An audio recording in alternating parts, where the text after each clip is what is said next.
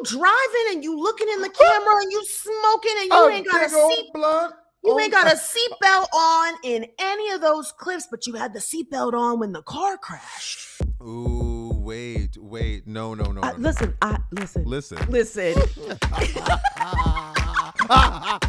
Wait.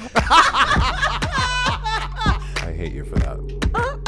Let me fix it. Hello, and welcome back to Let Me Fix It, the podcast that says, if it costs you your piece, it's too expensive. Ooh. I'm Francesca Ramsey. I'm a TV writer, an actress, a producer, a social media strategist, and a comedian. And I'm DeLon Grant. I'm an actor, a writer, a photographer, a singer, and an educator. And that's bars. That is bars. That really spoke to me. The headline comes from JFox779W. And yeah, I feel like that is hitting me on multiple levels: personal, Legit. professional, romantic, all of them. Legit. I mean, also because like I think this it's what we're kind of doing with the Artist Way, which is like doing some self-assessment and like what is really important to me. You're really masterful at saying no. you are very masterful at like knowing when you don't want to do something. Correct. I'm a little bit of an Aquarian therein. I'm like, but I'm learning. Yes. But you do have to make that assessment. I stayed home on, was it Sunday night? Oh my God, it felt so good. Sun was shining. The temperature was beautiful. We are old. Like, you know what? We're old. Just want to stay home. But you know what? That's also a privilege in its own respect, right? Where you're Legit. like, I don't have to be anywhere. I don't have to clock in. I don't have to show up anywhere I don't want to go. So class, please take that as a life lesson. Protect your peace. If it's too expensive, it's not worth it. And I also want to say, class, tell us what assessments you make in the comments, right? Because back to that Sunday thing, I was like, it's going to cost me money. It's going to cost me time. And you know what? This is me being old. I would like to go to bed. Now you sound like me. You sound like Francesca. I really do. She's rubbing off on me. So let us know what calculations you make in terms of cost, class, in the comments. And don't forget, we would love to get a tagline from you. All you have to do is email us, lemmefixitpod@gmail.com. Send us a voice note, or you can just send it to us via text. All you have to do is fill in the blank. Welcome back to Let Me Fix It, the podcast that says whatever you want, and we might include you on the show. Okay. Yeah. Let's jump in because I took a page out of DeLon's book and I said, the girlies are talking about this Netflix documentary. Let's discuss on the pod. So class, if you have not been hip to it, The Crash just came out on Netflix and it's like I think it was number 10. But I saw it was number 1 when I saw it. Oh, it's number Netflix 1? Again. Yeah. Oh, okay. So it has been all over my timeline. This is your warning that there will be spoilers discussed. If you don't care, keep watching or skip ahead or come back when you are ready. The Crash is a new Netflix documentary that is a true crime story about the July 2022 double homicide car crash in which 17-year-old Mackenzie Shirilla was found guilty of intentionally crashing her car into a brick wall, which instantly killed her boyfriend, Dominic Russo, and his friend, Davion Flanagan. DeLon, did you hear about the documentary? Did you know about this story, or was I the first one to mention it to you? You were the first person to mention it to me, and I was like, "Oh, it's because you said people were talking about it." But I was like, I was interested about why you, other than people talking about, what drew you to it. What's well, so I knew about the story. I had heard about the story. Yeah, I mean, this just happened. I mean, 2022 is not that long ago, but it was a very big story because there was a lot of questions around if this young woman had intentionally slammed the car into a brick wall. I mean, and it's just so tragic.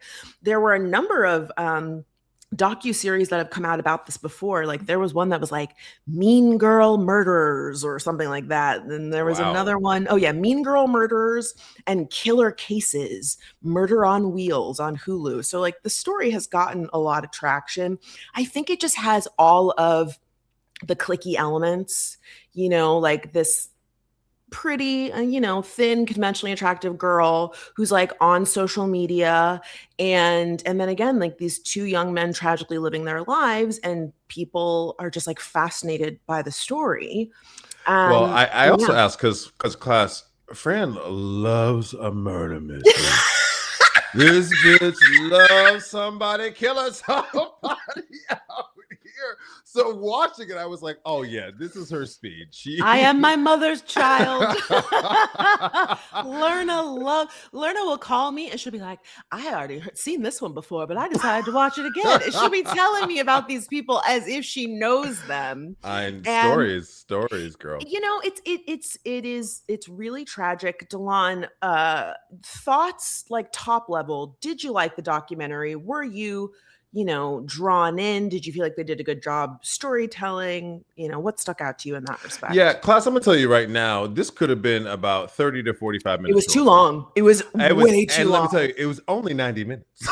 It was long. I didn't have 90 minutes for your ass. Like at about the 30-minute mark, I was like, oh, we haven't even gotten to what I know is going to be the meat of like the crime, right? Yeah. So they do what they do in documentaries really well, which is setting up like a beginning, middle, and end, right? Mm-hmm. Fran said spoilers, so spoilers are coming, but they give you context about these young people and at the prime of their life, they're just graduating, sports figures, all these things, quote unquote, great relationship, and then they get to the event, and there's a lot around the event, and then we get to like the court case and all of that.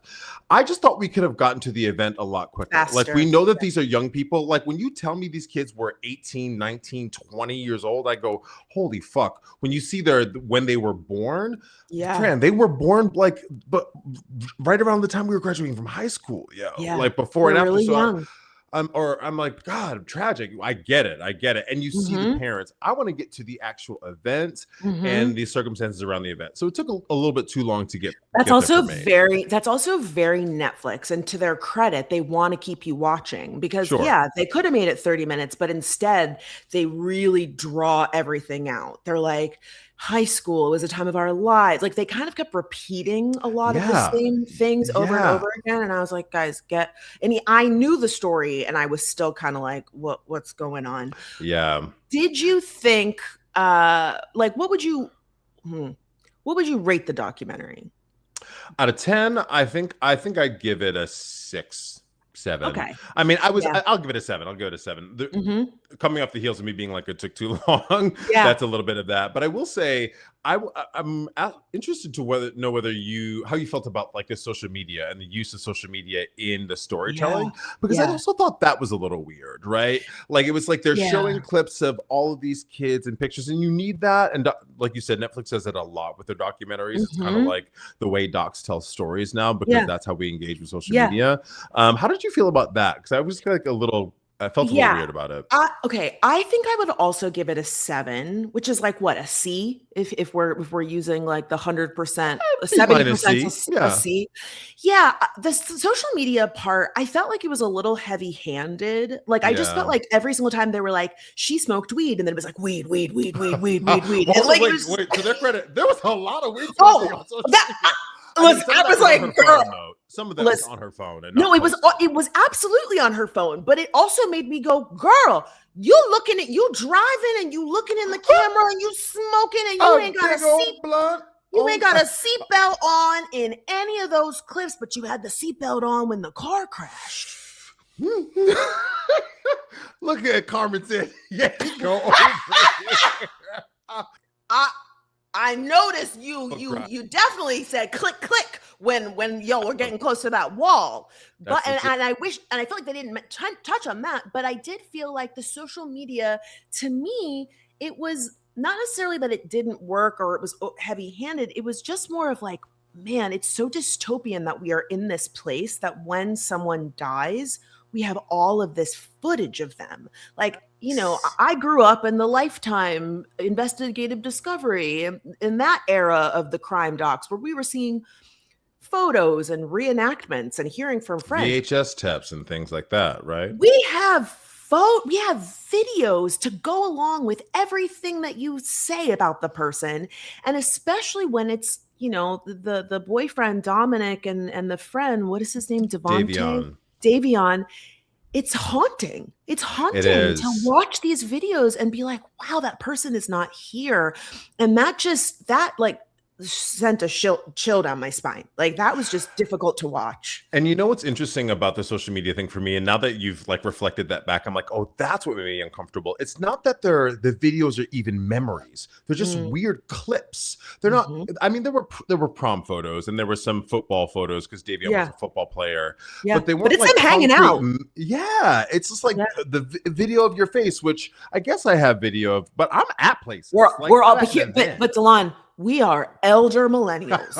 We are not, because you know, to that same end, I've had times where I have friends of all different age groups, but I have some friends that are on the like late Gen Z or like very early millennial, and the way they use social is very different from us. They are clipping together everything, because I will have times where I've hung out with people and I'll be like, I'm looking at a video online and I'm like, you were taking video? I was there. I don't remember this happening. But they're just like, oh, I'm walking into a party, scan, here's me getting ready, here's me, blah, blah, blah. And then like using social almost as like a diary of everything they did. So videos of smoking weed, like, you know, there was one montage where they said she would smoke weed in her closet a lot. And then they showed like 40 clips of her smoking that bong in her closet. With the phone propped up in the exact same spot. It was very clearly that she was like cataloging this as a part of her day, you know? And look, you know, I've smoked a lot of weed in my day, but like, but like filming it is not something that I ever was like, you know what I need? A video of this. I am smoking some weed. Can you hear me okay? Yeah, you just cried out for a second. There's something a little bit wrong with my mic. Sorry. It's been happening ever since. I'm like, is it my headphones? I don't know what it is. Okay. Anyway, I can hear you fine. You can hear me okay? Yeah. You're back. Okay.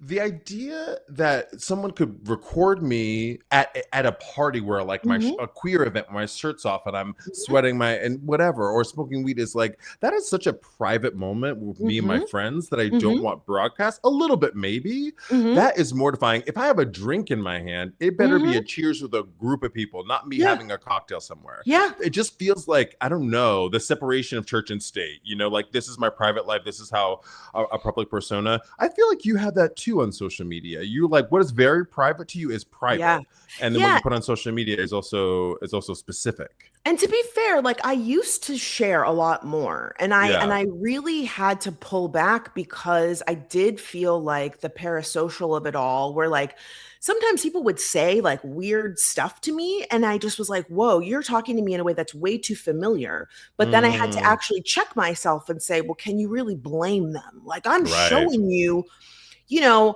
me going to the gym, me auditioning for stuff, how I'm feeling. Like this was when I was on Nightly Show. And I remember like, you know, sharing when I was nervous about a segment that I had to do or whatever. And then I would get messages that were like, yeah, I didn't think you did very good. And I'm like, what? Oh, wait a second. Well, you definitely opened that door for them to be like, yeah, you're right to be nervous. But do you know what I mean? Where I'm like, totally. I have made a space where I'm telling you about everything. So now you think it's your job to weigh in on everything. And like, that can be, you know, I think that was also what was interesting for me is that they talked about Mackenzie's friend, Rosie, I think is her name. Rosie, yep. She is also an influencer. And Miss Mama has 2 million followers on YouTube. She turned all her comments off. She said, y'all not about to light me up. She has 1.9 over on TikTok. These were girls who were really trying to create brands for themselves. Like that's what the girls do now in high school is they film every single thing.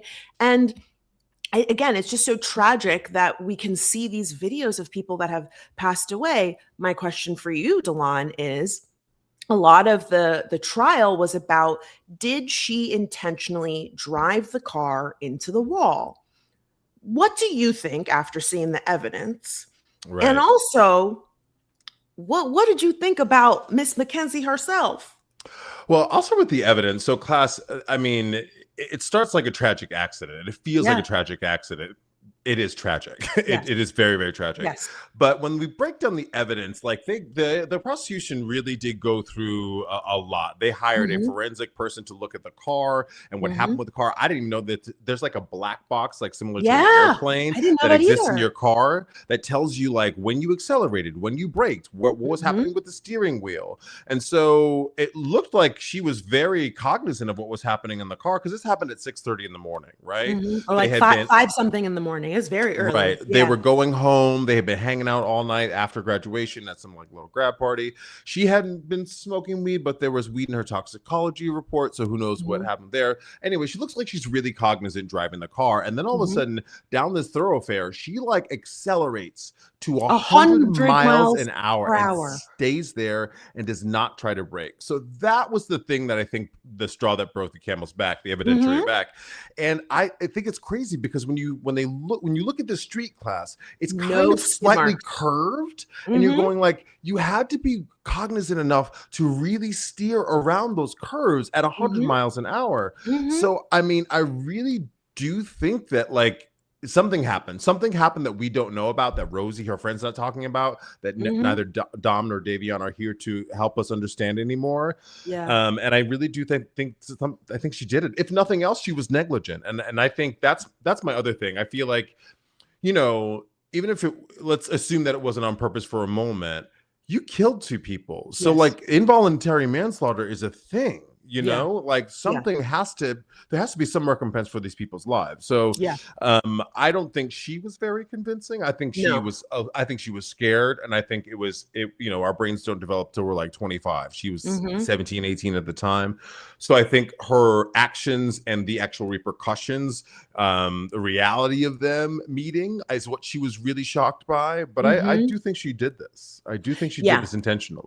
I think she did too. Some of the things that the documentary left out that I was familiar with, because again, I knew about the case, is that she had driven that route numerous times. Before, really? That she had driven, and I really don't know why Netflix didn't cover that, but she had driven that route multiple times. One thing that they showed, because they had security footage of multiple points and it's horrific to hear the sound of her speeding into that wall. But in order to get on the little strip, class, you have to make a turn. And that camera shows that she very deliberately went around that turn. Right signal, turn. She was like, it was not like somebody out of control. It was not, you know, the prosecutor said it was no loud music blaring. Maybe she was distracted. Maybe she was incapacitated, whatever. No, she very deliberately said, I'm going to drive down this street. And then the thing that stood out to me when they show you the street after the accident, no skid marks. If you are driving that fast and you try to hit the brakes, it's going to skid. You're going to see it skid. The other thing is that she and her mother at the kind of last minute brought up that she has what's called POTS. I don't remember what it stands for. And that sometimes she passes out, and that maybe she passed out. And it's like, okay, if you passed out, you lose control of the car. You're not able to pass out and hold on to the steering wheel. And Dom's sister made a really good point therein. She was like, if you're passed out, your foot would not stay on the accelerator. Wouldn't like your muscles naturally ease up? Yes, absolutely. Absolutely. And we know this when we see drunk driving accidents, for example. Oftentimes the drunk driver lives because they are flopping around. Willy-nilly, They're not like, it's bracing for impact that is what's really detrimental to you when you're in a car accident. And so this maybe I passed out. It's just like, girl. And then to your point about, you know, your brain not being developed and maybe not understanding the severity of this situation at hand, she acted very strangely post-accident. You know, the Davion's dad talked about an exchange that he saw on her Instagram where a brand was like, hey, we'd love to use this photo. And her mom was like, oh, great. We would love to do a partnership with you. And Davion's dad is like, you would love to do it, but you just killed two people. Like, how are you on Instagram being like, oh, I'm emailing you. I would love to work with you. Just like priorities. They also showed a clip that she posted on her Instagram story where she was, you know, very angrily saying, if you fucking think I did anything wrong, fuck you. Y'all came to my people, y'all were at my house smoking weed and doing blah, blah, blah. And it's like, I just, in what world, after you killed 2 people, accident or purposeful, doesn't matter, they are dead, to then get on the internet and be like, fuck anybody that thinks, well, it just like does not present as somebody who is remorseful or is mourning. She's going to concerts. I mean, just acting in a way that just feels very cavalier and it just very strange. Yeah, God, the hard part there for me is like, we've talked about this before, of like how people grieve. It's like, it's hard to like say, well, you should look like a certain, what I think you should look like as a grieving individual. You're absolutely right. I concur. Like, she was out here kind of, you know, as a corpse for Halloween, which is like really off, right? I don't know that I was surprised that they gave her the sentence that they gave her. That's me being black. That's me being black in America. Yeah, she squeezed out those little tears. You know? The judicial system worked. Justice was actually served. Yeah. But I do think that they did. Class, this is a testament to, I don't care where you are in your life, but social media is really great. But it also is evidence, because they really, to Fran's point, they had multiple videos of her talking shit. They had multiple videos that they used as character establishment, and her family would probably say an assassination. But then they had clips of her and Dom, her boyfriend, because they were dating, fighting, where she was really volatile and really, really aggressive toward him. And we don't know their relationship. We weren't there, but it looked imbalanced because he was real calm. He was trying to calm her down. And then Dom's brother said at some point he'd been trying to break up with her for a minute. And people just didn't know that, right? So it looked like a great relationship. And that she had driven erratically while they were in the car together. And he had overheard her say, I'll crash this car right now. And, you know, that type of stuff is just like, whoa, for you to say something like that. Again, like, people say all sorts of things when they are angry. But the optics to say something like that and then to end up having a fatal car crash where it's clear you didn't try to stop the car. Like, you know, I just don't know how anybody, her friend Rosie throughout the documentary was like, there's just no way she would have done this. She was having a birthday party. She had bought some, it's like, okay, well, the evidence shows that she acted in a way that was, again, at the bare minimum negligent. But it really appears that she did this intentionally. It's crazy to me, like, when you really try to put yourself in that position. I try to put myself in the car. What would cause me to put my own life in danger, right? Because like, as hard as life is, I love living. You know, a narcissist. Yeah, well, I mean, I guess, you know, but think about the family annihilators, for example. There are so many men, usually men, who instead of getting a divorce, they will kill their whole family and then themselves. It's not about wanting to live. It's avoiding accountability, right? Because it's like, it's punishing them. It's also like making yourself a victim at the same time. Because I really think, I think that she believed that because she was also injured, that she was going to be able to use that as a way to get out of this. Like, I was hurt too. I almost could have died. And it's like, yes, you're lucky you didn't. But I think you probably were thinking, this will just be easy. We'll all just die. And it'll, you know, it's this thing of like, if I can't have you, no one can type of, you know, I totally get that. But I don't get it. No, well, you're not, because we're not crazy. Right, because I'm also like, listen, if you want to break up with me, listen, I have villages. I have people that I know, love. Oh, I was like, damn, you a slut. You were like, I have villages. I got holes in everything. goes you don't even know about. I got a roster. Okay, I'm a single individual.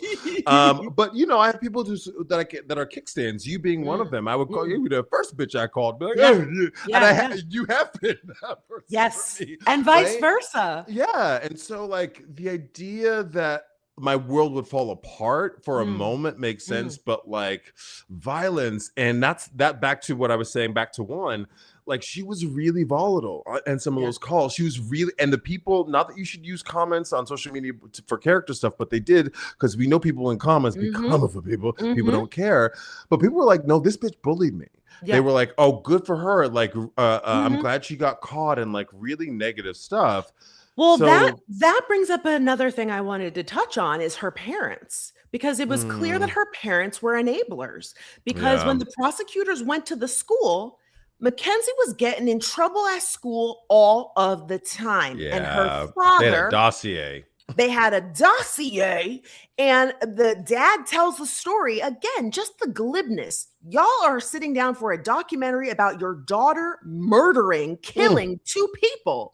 And he's like, yeah, the school called me and said that she was in trouble. And when I saw her crying, I said, did you do the thing? And she said, no. And I said, good enough for me. Just wow. What a like just a mind-blowing thing to say. Yeah. And they really took no responsibility. They were like, our 17-year-old daughter is moving in with this kid at 20 years old.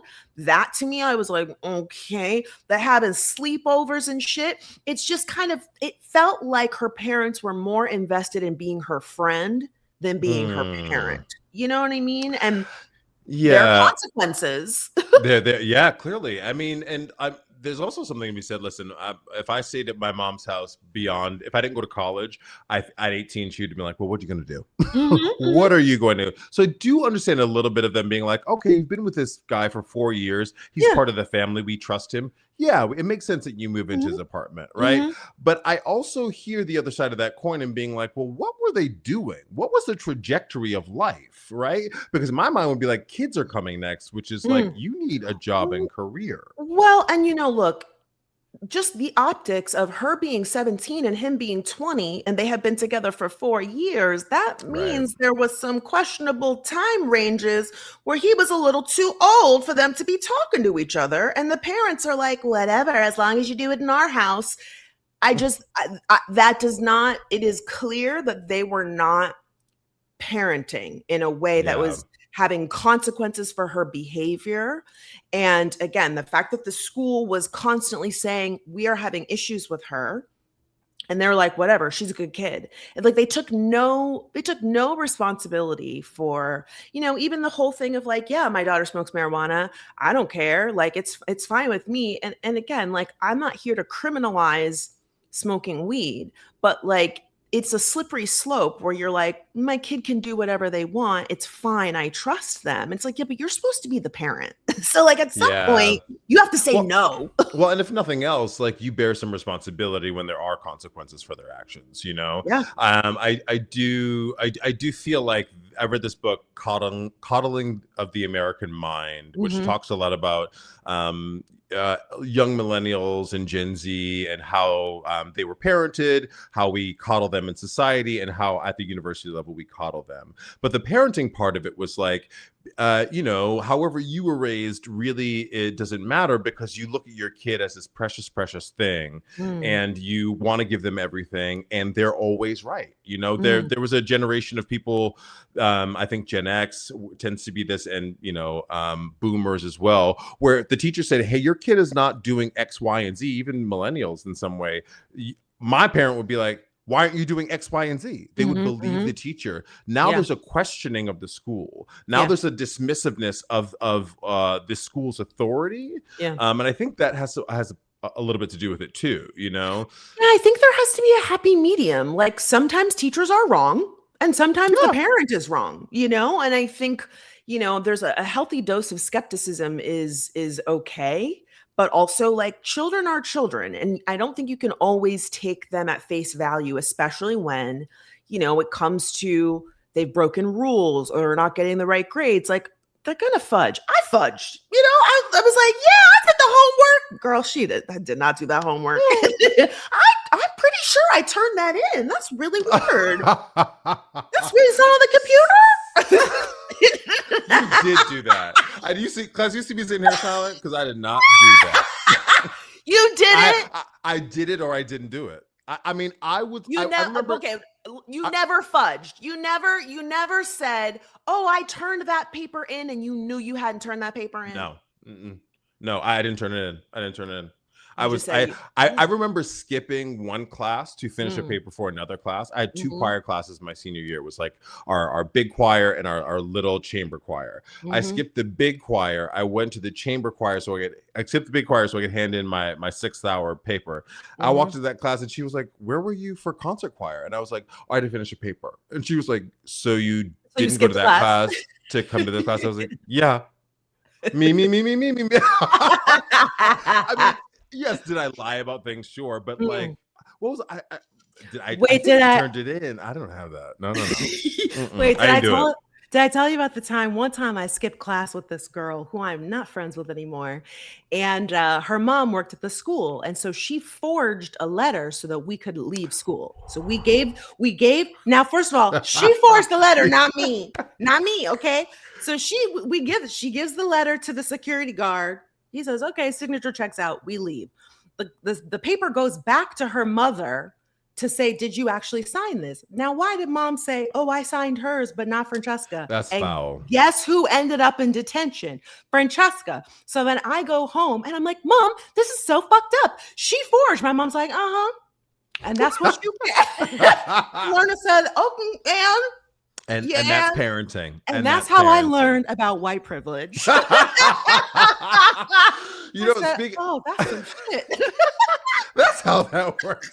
I mean, speaking of privilege, I will say back to this, as the sentencing is happening, class, the family of Davion comes up, his sister has a statement, and then the mother of Mackenzie comes up and has a statement, and the judge clocked her, right? She was like, "My daughter wouldn't do this, my daughter," and she was like, "I hear a lot about your daughter. I don't hear anything about the people whose lives were lost." And she was like, she was like, "Oh, well, he was a new friend." She was like, "Oh, so that means his life wasn't valuable?" You better get her, right? Because the only thing in that instance is to say to the families, "I am so sorry. We are so sorry." And because there's nothing you can do at that point, but take what the judge was going to give, What did you think about the very end of the documentary where Mackenzie's in jail? And she's serving, I think she's serving about 30 some odd years for consecutively 15 years for each murder. And then she turns, the documentarian is like, "Hey, is there anything else you would like to say?" And then she turns looks to at her lawyer and says, "What do you think? Did it come off right? Was it good?" What did you think of that moment? I was like, girl. I mean, the mask slipped. The whole time she was talking, I felt like there was a slight smirk there. It just felt so insincere the entire time. And I really thought it was telling that Netflix left that in. I think it was great. I saw a lot of discourse online. "Oh my God, I can't believe her lawyer was there." I'm not surprised her lawyer was there. Her lawyer is going to be there to make sure she doesn't say anything incriminating. She's trying to get parole. Yes. She's trying to get out, right? Yes, absolutely. I'm not surprised that the lawyer was there. I am surprised that the lawyer didn't say to her, "Don't speak to me. Like, you need to wait." Usually what would happen is they would say, "Let's step outside." And then we could talk about, attorney-client privilege outside of the cameras. But her dumb ass was like, "Is this okay? Did I get everything? I just want to make sure it looks right and it sounds right." It looks right, sounds right. And then she was like, I just want to make it clear that I didn't intend to do this. There was no intent. There was no intent. It just feels very clear that she is trying to use phrasing that she can use in her appeal. Yeah. Because those are the things that are going to, be called into question. It's, again, 2 people died, as you mentioned. This could have been involuntary, but she got a harsher sentence because the evidence suggests, which I believe, that this was intentional. And so she is going to try and get leniency. She needs to show, one, remorse, but then also that it was not intentional. And I don't believe, the mom was showing some text messages that suggest, well, he was the one that said that they were going to get in a car crash. And honestly, I think she said that on purpose. I think so too. I think that she was trying to plant some evidence that she was going to use later on, and that she was, because you talked about those clips of them arguing. It seemed that he was trying to de-escalate, and that she was, she was always like, we're done. I'm gonna do this. Open the door right now. All of those things. And so it's like, okay, let me send a text message that's like, I'm scared. I don't know what he's doing. Like, just trying to kind of like fuck with his head, and again, have evidence. And to clarify what you were saying, so as it's presented in the documentary, initially, they're on the highway, and Dom calls his mom and says she's driving the car erratically. I'm scared. And then Dom's mom sends the friend. Yes. So if they're in the car together, right, and Dom says he's calling his mom and she's driving the car, I can see a world where she texts him, oh no, he's doing it, right? This is all hearsay and speculation, but just given what you've laid out with her being volatile, her being a little aggressive, him being trying to de-escalate, I see a world where she was trying to cover her ass, right? Because of what she was doing. Me too. Because listen, Miss Mackenzie, she is a sneaky one, because baby, she posted on social media from jail. She is posting selfies, Where's wearing, who knows? Somebody smuggled it in their butt, I'm sure. But she is on the gram. She posted all sorts of, I've seen so many things on TikTok, and it's just nothing about the way she acted pre, during, or post gives me, and this is like a nitpicky thing, but the black scent really bothered me. She is, I just thought it was a southern thing, because she didn't have it before. No, she has it. She has it in some of her Instagram stories. And she didn't have it when she was crying at trial, but then now she's been in jail. Well, the jail thing, I was like, why does she have this like southern lilt? Okay. She's hanging with the nigga. I wanna be down.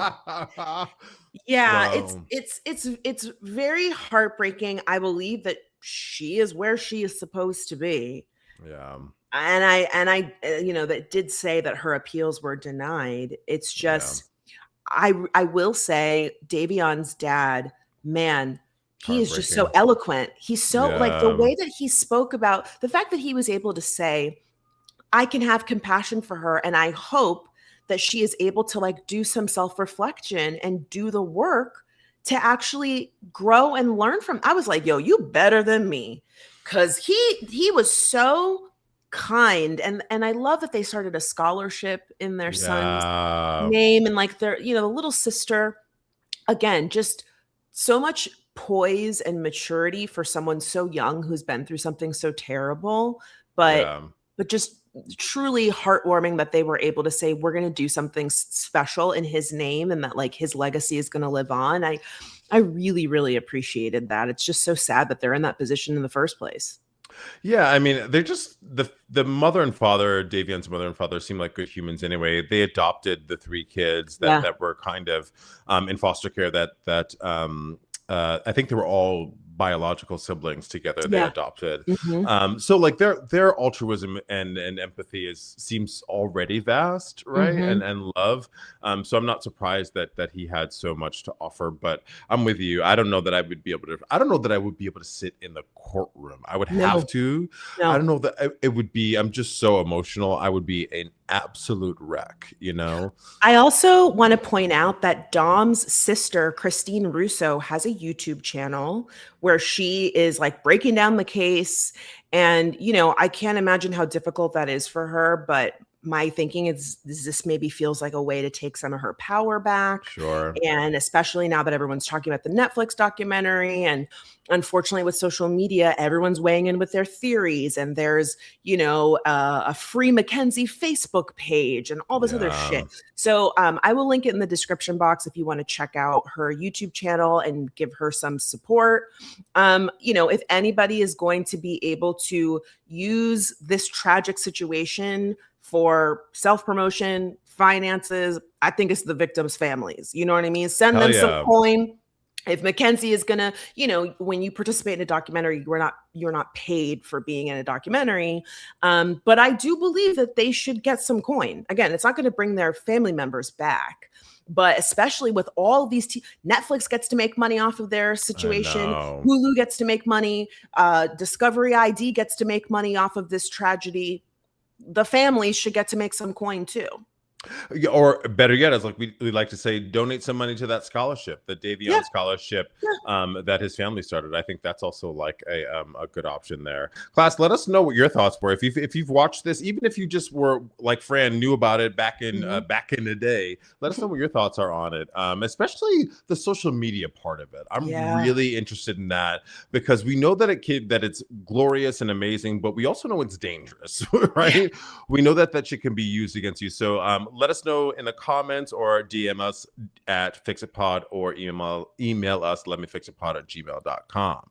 All right. Yes. So let's move into the fix. Class. If you are new here, consider hitting that subscription button and turn on the notifications so you know when we have an episode coming up. In the spirit of our show title, Let Me Fix It, we like to talk about different things happening in the world or our personal lives that we would like to fix. Delon, is it okay if I go first? Please do. So I posted this over on Threads and it got a lot of feedback, and I thought it would make for a great conversation here. I posted, a lot of y'all fall for AI generated rage bait because you are addicted to anger. And the reason for that is I am seeing so many people across the political spectrum who are sharing fake stories, headlines, and videos, all because it's activating their like anger and righteousness, and they don't realize that they are being duped either to purchase something. The one that I see a lot of, Delon, I don't know if you've seen this, is it's like a crying Black person who's been harassed. They're like, they're crazy. I made this, bag shaped like a lobster, and then this racist said he didn't like it. Will you buy one? And then the comments are like, oh, sister, I'll buy your ugly lobster bag. And I'm like, guys, this is not real. It's not real. Or like, these crazy dating relationship stories, or you see the videos where it's like a woman who's catching her husband cheating, and then like it's really an ad for an app to catch your husband cheating. And there are just people who are reveling in this scenario because it like activates this feeling of like, yeah, cheaters, they're terrible, and I get to weigh in, and I'm angry, and blah, blah, blah. And my fix is that we all need to take a beat before we interact with things online. To just to take 2 seconds and say like, what is this? Who is posting it? Because oftentimes when you go to the person's page, you're like, oh, you crying in the car every single day over this dumb bag? This is not real. Oh, you have a crazy story about you catching your man cheating. I go to your page and you're catching him cheating every single day.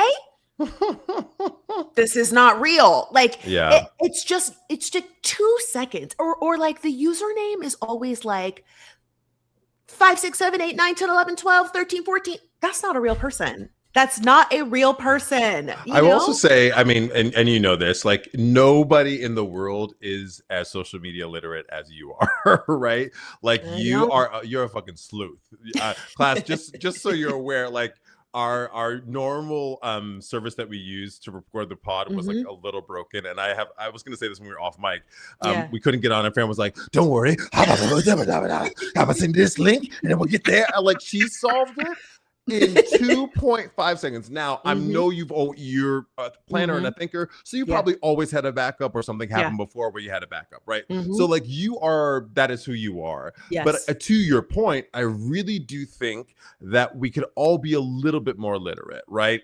And I think to the top of your point, it's the emotionality part of it. It's the idea that like, oh, I'm upset about this thing, and I'm going to go to the comments. That is our first thing. I have to make another video responding to it. Now, some of y'all, I'm glad y'all are making these TikToks, because there's some stuff I don't even know about. I'm like, oh, what? Like some of it is legitimate, but a lot of it is just us needing something else to distract us from our actual lives and not really making that connection. So I would offer that up as yes. literacy as well. You're totally right. I know that this is my job, and I was working for a company for a short time as I had a freelance client that was helping people track down anytime someone had manipulated their IP using AI. Wow. So like that kind of helped me learn some of the things to look for. Like I talked about the sound of the voice and how AI is really bad at letters. So I always look in the background, and you can often see if there's a sign, it's like, okay, this is not real. So I really try to amplify that. But what has been frustrating for me across social media is a lot of times when you point out, hey, this is AI generated, people double down and they get really defensive. It's like they think you're calling them stupid.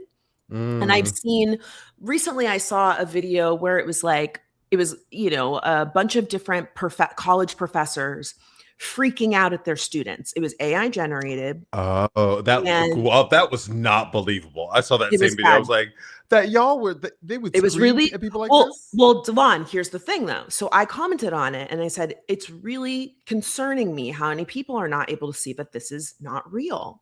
And I had a number of people that are my followers and also educators who were like, well, it might not be real, but it feels real. And these are scenarios. What? Y'all are crazy. Y'all are nuts. Well, really? And Delon, here's the thing. I was like dumbfounded, but especially from educators, because I was like, now let me just ask you, if a student turned in some AI generated work, but it feels real, you would tell them this is not appropriate because it's not real. And honestly, I would argue that if AI generated content validates something how you feel, you should be extra skeptical of it, because it's like, well, what's the purpose here? Right. And then that tells me that you are more susceptible to being propagandized. Well, yes. Because the propaganda always feels real. That's how they get you. Because what's crazy to me, and this is me conflating things as I want to do, but when I talk to somebody about some real news shit, they go, I don't watch the news. I don't watch the news. It's too scary. It's too scary. But then you'll be like watching this video of these teachers and be like, yeah. But like, we're not informed. People don't want to do the actual, not only intellectual work, but the emotionally intellectual work to go, oh, no, I actually do need to be informed with this stuff, even if I don't like it, because it's affecting me directly. Not just kind of getting some catharsis out by watching some video and be like, yeah, get them kids, right? Yeah. Like we are easily propagandized. We're very easily propagandized because I guess we like to be distracted. We don't have anyone else to put those emotions or feelings, or we're not. And the world is a terrible place right now, truly, and people want distractions. But I think the thing I pointed out in a video where I posted about how, it was one of those videos about like, my husband's doing this dumb thing, can you believe it? And then there was an ad snuck in there for some like airlines website. And I mean, that was a slick video though. I'll give her that. They do. That's how they get you. And I had a number of people say, well, who cares? That's not going to make me buy the product. And I go, yeah, that's what you think. But the way that subconscious advertising works is you hear about the brand enough times. Then the next time you're going to go get a flight and you see an ad for the brand, you're going to go, I've heard of that before. I trust that girl who was talking about, her husband cheated on her and she took a trip. But this is the other thing, Delon, you might not even remember that that's where you heard it from. And to be fair, you and I do this all the time where we're like, I saw a TikTok that said, I saw a TikTok. It's like, you don't remember specifically who it was or what the framing was, but it makes you more, susceptible to have like positive feelings about the brand. And this is like, I forget what the exact number is, but it's something like 8 times or 13 times that you need to see a brand before you're like, hey, you know what, I will buy that, when you see it in the grocery store or a movie that you've heard about over and over and over again. You're like, okay, I guess I need to see this movie. And so again, my fix is that we all take a beat before we share something. And then I will also say, something I've been pledging to do is I just try to post about things I like. Like I post about things that are like make me mad or I don't like or are annoying, but also like give space to say, I really like this musician. I ate at this really great restaurant. Here's an article that I read that I really enjoyed. Just like giving space to things that bring us joy, I think is just as important as being like, rah, this thing is bad. We needed to do something about this. We need to give space for both of those things. Yeah, I agree with you. And I think we don't do that enough on social media. Social media is not used that way. It's just outrage. It's outrage porn, you know? One thing I do want to say just about the media, not literacy necessarily, but the way we're propagandized, I suppose. To your point about like seeing the thing over and over and over again, oftentimes I get a lot of, and I'm sure you do, class, I'm sure you do too, Fran, movies, TV shows, watch this. And I always go, I don't care. But you see it enough. And then my friend, I'm watching this show Half Man, that Richard Gadd show on HBO. Oh my God. Richard Gadd is same person that did Baby Reindeer. Yes. This show is so hard to watch. It's so fucking good. This guy's such a good writer. Yeah. But my friend Brian texted me. He's like, "Hey, are you watching Half Man?" I was like, "No." And he was like, "I was like, how was it?" And he cryptic. He was just like intense. And I was like, "Well, let me go over here. Let me grab my purse because I've seen it multiple times, and that reinforced it. So it works on multiple angles, right? I just want to add that to that conversation. But that's not how you acted when I told you about heated rivalry, huh? That's not. But then you did force it down my throat. Oh, down your throat? Was it your throat? You freak. You nasty. You were like, she said, "Here's my password. Text me as soon as you start watching it." And you know, I've watched this shit twice through now. Okay. What's your fix this week? So my fix actually is staying with Netflix a little bit. It's tethered to a little bit of what I was talking about last week when I talked about everything being behind a paywall. Class, I really appreciate one of your comments when we get to comments from the classes about that, because a lot of comments were about living behind a paywall now. Yeah. So I hate Netflix. I hate Netflix. I just hate that like everything is an ad now. Like you can run your business how you want to run it, but the idea that like I pay for a service and I have an ad at the top or ads in the middle, and then I pause it and there are also ads on the pausing. I'm pausing and then ads in the show. They're like, "I love this product. Look. Oh my God. It's just so draining.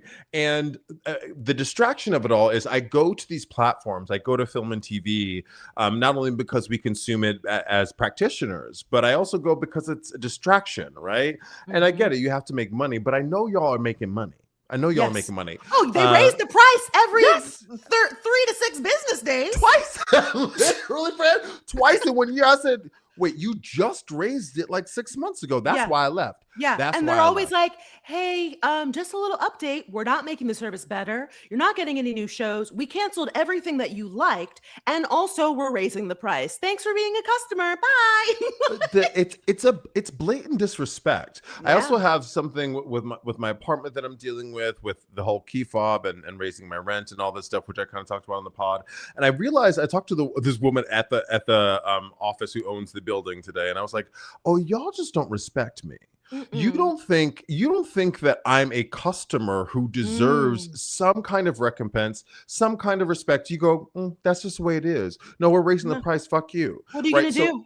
What are you gonna do? You know what I'm gonna do? What I suggest we all do? Take our money back.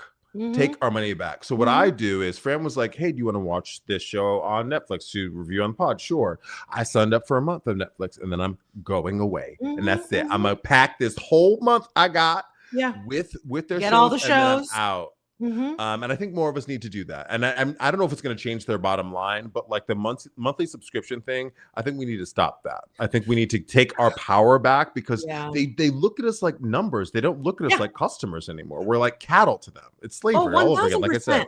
Well, and I think the problem with the subscription model of it all is that once they have your subscription, they don't care about you. They need to get more people. They're not about trying to keep you happy as a customer. They're always about growth. And that is a huge problem, which is why, again, like the subscription model now, for every goddamn thing you want to use, they want you to have a subscription. I mean, this is a retread of what we talked about last episode, but it's very frustrating because it's just greedy. It's not about actually giving a service or making the world better or fixing a problem. It's just about making more and more money. And it's really frustrating. And it's cyclical, right? I don't know a lot about Wall Street, but I know that Wall Street is to blame, right? The idea that these companies go public and then they have investors and they have a fiduciary responsibility to make money, right? You've invested, so we have to tell you where we're spending the money, how we're making profits, so on and so forth.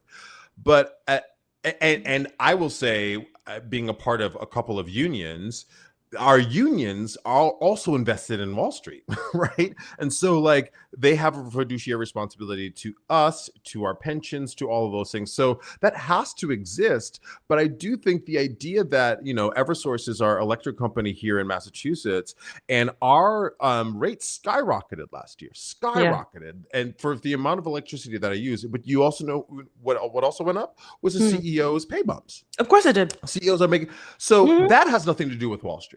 That has nothing to do with Wall Street. So I do think I'm going to continue to bring this to the pod because it's frustrating. And it's also happening in very multiple levels of my life, right? Yeah. Multiple levels of our lives here, class. Yeah. So, I mean, with Netflix specifically, I was like, all these commercials? Yeah, no, I'm done. So I say my solution is subscribe when you want it and then just kind of rotate the apps. Go to HBO, go back to Hulu. Hulu's kind of going away though, isn't it? I don't know. I got rid of my Hulu. if that ain't a punchline, dead to me. I don't know her. All right, let's move on to comments from the class. I've got one from Renee Martinez 5415. Renee says, y'all switched it up, left and right side of the screen, making me try inside my mind to put you back where you belong. So last episode, for whatever reason, I was on the left instead of the right. And we got a number of comments from people that were like, switch it back, switch it back. I don't like it. Francesca is supposed to be on the right and Delon is supposed to be on the left. That fits. You are more conservative than I am, yeah. No, I'm not. I'm kidding. God. All right. Do you have a comment you want to share, Delon? I do. So this has to do with our Artist Way that we're doing in class. Remember, we're doing it every week for the next 12 weeks. Please feel free to join. We have separate videos that come out on Sundays. Yes. Very short videos, but please join us. It's not too late. This comes from Junebug8283. They say week 1 date was that I took $20 to a thrift store and did some perusing and took some things I love that bring me joy, including a carved jade frog. But because why not? LOL. Wrote pages every morning with a cup of tea, and I thoroughly enjoyed this. Looking forward to week 2. I really like museum dates. I think I'll do that for my next one. So I just want to encourage you all. It's really, really inspiring all of us and filling up teacups. Yeah, it's been so cool. We've got like 30 something people who emailed and said that they wanted to do it with us. We're going to start a little email group so people can keep in touch. It's been really inspiring and the feedback has just been so awesome. So thank you to everyone who has joined. And now it's time for everyone's favorite segment, the Glow Up, where we give props to those who've turned themselves around without our help. Delon, would you like to go first? I will go first. I'm giving this up to Mother Nature and the weather. Oh, okay. If you don't know New England, friends, the Boston winters, it's not Minnesota where I grew up, but it is rough. And this one was really, the Farmer's Almanac said we were going to have a really rough winter, and we did, in fact. So it took a long time for spring to set in, and it is now set, and it is great. Summer temperatures, all of it. But I'm also giving it up to Mother Nature because she's coming for your ass. This woman is coming for you. They've all of us. All of us. I don't even know when El Nino happens, but El Nino is going to be very bad. So I just have that glow up to Mother Nature. Thank you for the weather. I hear you, girl. I know you're pissed, but I also want to say you need to come for the billionaires, okay? Yeah. Come for the people with second and third homes. Yes. These are tornadoes. The private islands, hurricanes. The private man-made islands. Yes. Not the ones where the poor people live and the brown people. The ones where the rich private people. Planes out of the sky. Yeah. My If you could aim, because people can't really take this. People losing their homes and shit because of floods. Like, oh my God. If there's anything I can do is just to ask and send up a prayer, Mother Nature. So I'm thanking you, but I'm also like, please leave us alone. Yeah, don't hurt us, girl. Okay, my glow up. I'm going to try and share my screen, which I've not done on this platform. My glow up goes to John Travolta and his new face. Not this Kangol. not disentangled. Well, and then here's the thing, though, Delon. Look at this. Wow. Snatched. He Snatched to the gods. Wait, but he's rocking the beret in multiple colors. Wow. I mean, I wasn't mad at him when he went bald. I wasn't mad at him when he got a hairpiece. I think he looks good in all of it. He just looks like a totally different person.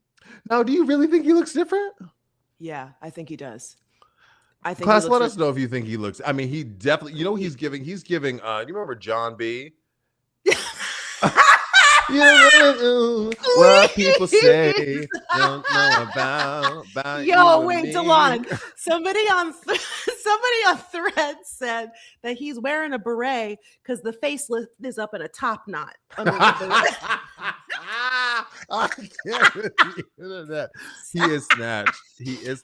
Oh, he's always been a handsome man. Oh, he's very handsome. Always been good looking, but also like. He's 70 something years old. Wow. At some point, you just got to be like, this is it. That, you know what I mean? I'm happy to be here, but shout out to whoever did the face because I think it looks good. I mean, some people's aren't looking great. Insert Bradley Cooper, but that looks very. He still looks of his age, just a little bit. Yeah, cinched. He looks like John Travolta's cousin. You know what I mean? Like he's related to the original John Travolta. All right, class. This was a great episode. Tell us in the comments. Again, if you watched The Crash on Netflix, or maybe there's another documentary that you watched recently that you really enjoyed and you would like us to review, tell us about it in the comments or hit us up over on Instagram at FixItPod. You can also email us, lemmefixitpod@gmail.com. That is really hard to say. I don't know why for me. And if you are new here, welcome to the class. We have episodes that drop every Wednesday. There's also an amazing group chat once they drop, so join in there. Hit that notification bell if you want to know exactly when they drop. And also, if you like what you saw, hit the subscription button and come back. We're every Wednesday. I'm Delon. I'm Francesca, and this was Lemme.